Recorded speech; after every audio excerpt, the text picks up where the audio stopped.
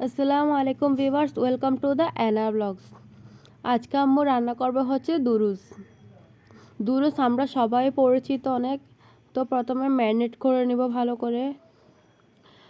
একটি ডেক্সিতে 2টা আস্ত মুরগি দিয়ে দিব।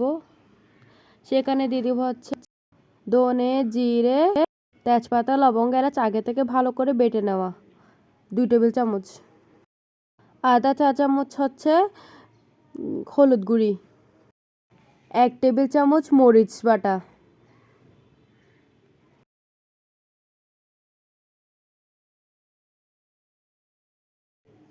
আধা টেবিল চামচ মতো সর্ষে বাটা, সাদা সর্ষে বাটা নিয়েছি, আপনারা চাইলে যে কোনো ধরনের সর্ষে বাটা নিতে পারেন।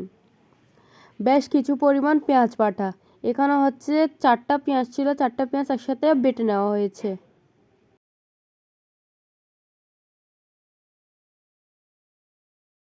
তারপর দিয়ে দেওয়া হলো পরিমাণ মতো লবণ।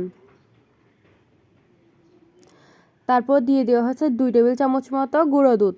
গুঁড়ো দুধটা হচ্ছে সিক্রেট উপাদান মজা হওয়ার।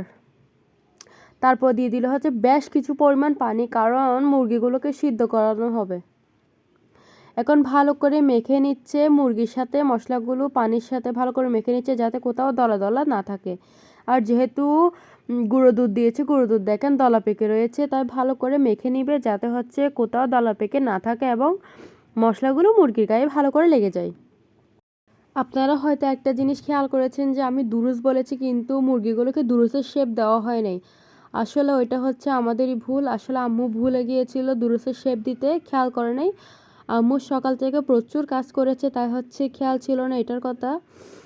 তাই পরে দিয়ে এটা ঠিক করে শেপ করে দিবে, আপনারা দেখতে পারবেন কিভাবে করবে। তারপর দিয়ে দিয়েছে হচ্ছে কতগুলো কাঁচামরিচ। এগুলোকে ধান্য মরিচ বলা হয়, এগুলো কিন্তু খুব ঝাল হয়। এগুলোকে মাঝখান থেকে ফালি করে দিয়ে দেওয়া হয়েছে। তারপর দিয়ে দেওয়া হয়েছে হচ্ছে তেজপাতা।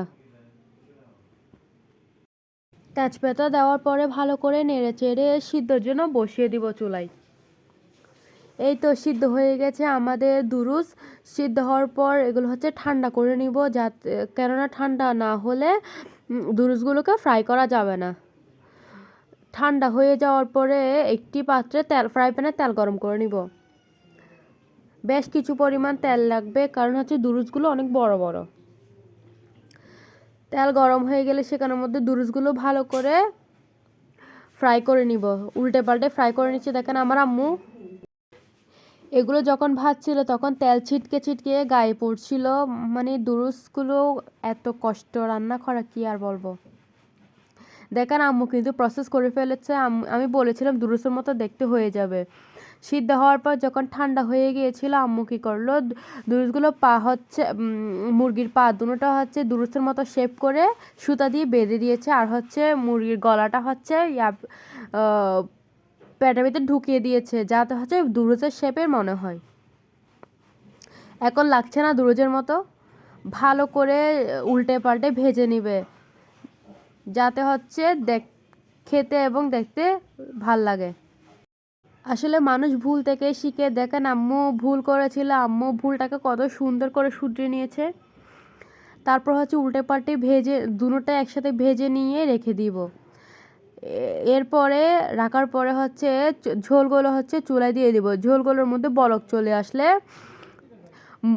মুরগি ফ্রাই করছে যে ওই তেলগুলো হচ্ছে এখানের মধ্যে ঢেলে দিব। গরম গরম তেলগুলো এখানে ঝোলের মধ্যে ঢেলে দিব যাতে ফ্লেভারটা ঝোলের মধ্যে চলে আসে। ঝোলের মধ্যে আরেকবার বলক চলে আসলে সেখানের মধ্যে চিকেন মুরগি দুটোটা ঢেলে দিব। দেখেন ঝোলের কালারগুলো কি সুন্দর হয়েছে এবং চারদিক দিয়ে বলক চলে আসছে। আর দেখেন ও তেলগুলো উপরে ভালো করে বেশি এসেছে। প্রথমে যখন তেল দিই নেই তাই হচ্ছে দ্বিতীয় প্রসেসটা করা। আপনারা যদি প্রথমেই তেল দিয়ে দেন তাহলে দ্বিতীয় প্রসেসটা করার দরকার নেই। তেলগুলো ভালো করে বলক চলে আসলে সেখানের মধ্যে দুরুসগুলো ঢেলে দিব। দেখেন দুরুসগুলো দেখতে কত সুন্দর লাগছে। দুরুসগুলো ঢেলে তারপর হচ্ছে ঢাকনা দিয়ে দিব, ঢাকনা দিয়ে রান্না করব। ঢাকনা দিয়ে 2 মিনিট পর হচ্ছে নামিয়ে নিব। এই তো হয়ে গেল আমাদের দুরুস রান্না। ধন্যবাদ এতক্ষণ সাথে থাকার জন্য। আল্লাহ হাফেজ।